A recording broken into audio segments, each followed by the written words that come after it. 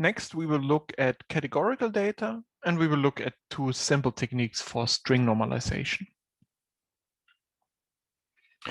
So what's the problem with categorical data like strings?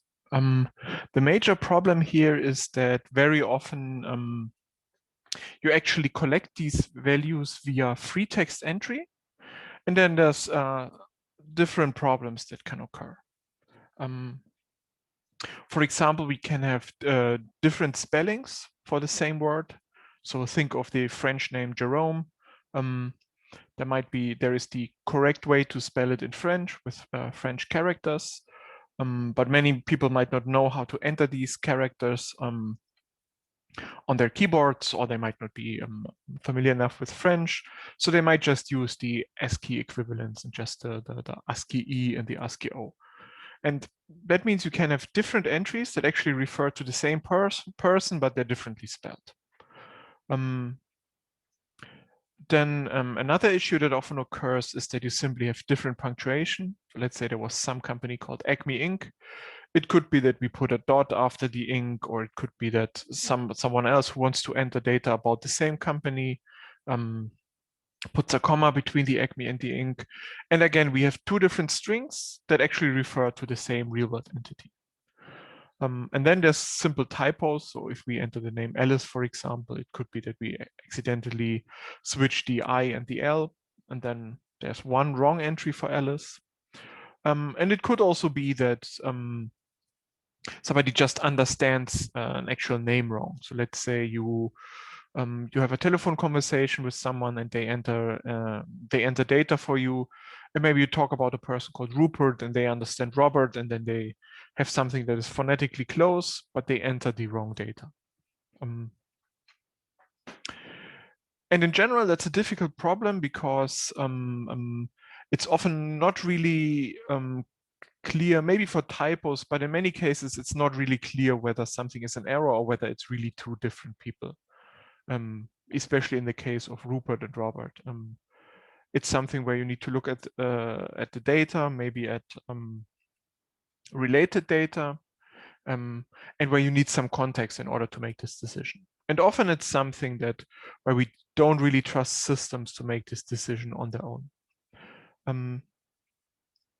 Now, I would like to show you one technique that's used in this open source software, OpenRefine, that we talked about, which applies key normalization of these strings with a simple heuristic clustering algorithm.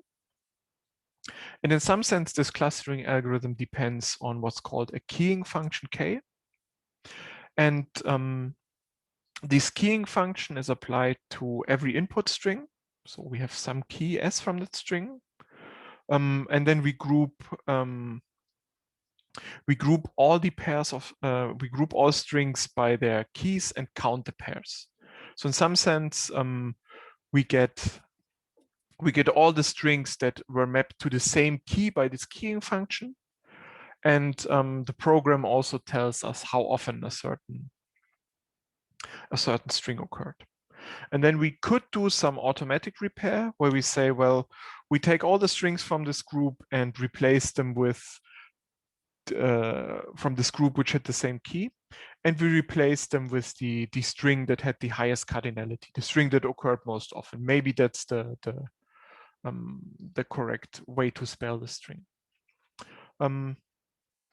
What OpenRefine is actually doing, and we see it in the screenshot here, is it's using a human in the loop solution. So it shows these groups and the statistics to the user, and then you as a user, you see there's this merge cell. You can basically say, I think they all belong together, so let's merge them. Let's normalize them to the let's normalize them to the majority string. And we see here we have this example from Act Inc. and other company names. And I think in most of the case, in all of the cases here, if we looked at this as humans, we would probably be very confident that it always refers to the same company, and we can do this normalization.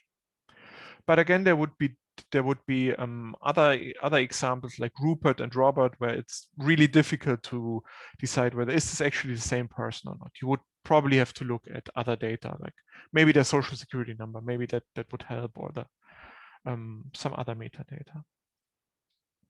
And in the following, we will look at 2 examples for these keying functions, and both of them are simple heuristics. And I hope you can imagine that you could do you can do much more elaborate and much smarter things here. But I want to show you 2 functions that, at least in my experience, work well empirically and that are also part of this open source solution. The first one is a simple heuristic that's called fingerprint keying. And the idea here is that we remove the punctuation from the strings, and we also remove lowercase and uppercase writing. So we want some case insensitive format of the string.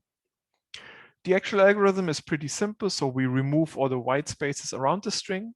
We lowercase the string. We remove all punctuation and control characters.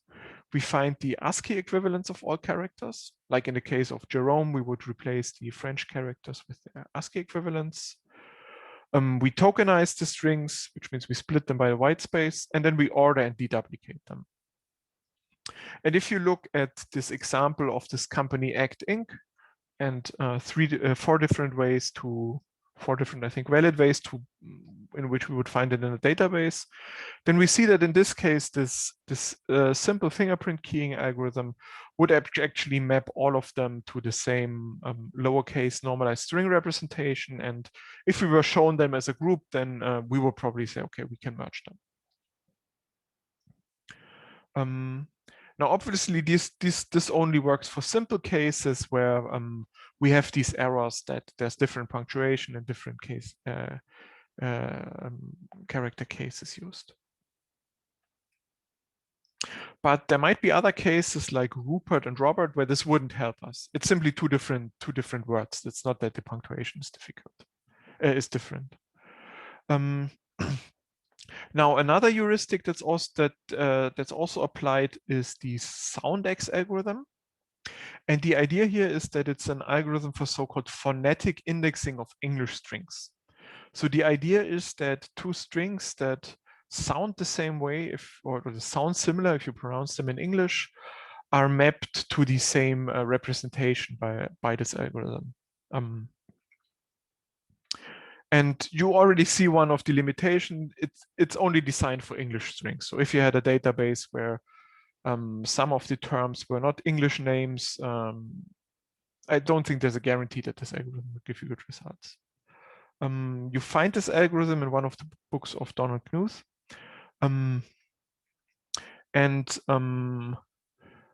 Just for the sake of completeness, I'm going to walk you through this. I'm not sure why it's exactly done in this way. I guess it has to do with the properties of the English language. But the algorithm itself is simple. So we keep the first letter. We remove occurrences of vowels and of Y, H, and W. We replace all consonants with including the first letter with digits as follows. So we map B, F, P, and V to 1, C, G, J, K, Q, S, X, and Z to 2, D and T to 3, L to 4, M and N to 5, and R to 6. We replace all adjacent same digits with 1 digit. And if the saved letters digit is the same as the resulting first digit, we remove it. And we also append 3 zeros if the result contains less than 3 digits. And we remove all except the first letter and 3 digits after it. So that's very complicated, but you see that in the case of Rupert and Robert, it actually gives us a really good result because both of these strings map to the same representation R163. And here we see that the SoundX algorithm gives us a result that we wouldn't have gotten with the simpler fingerprint keying algorithm. So we basically can form groups of words that sound similar in English with the SoundX algorithm.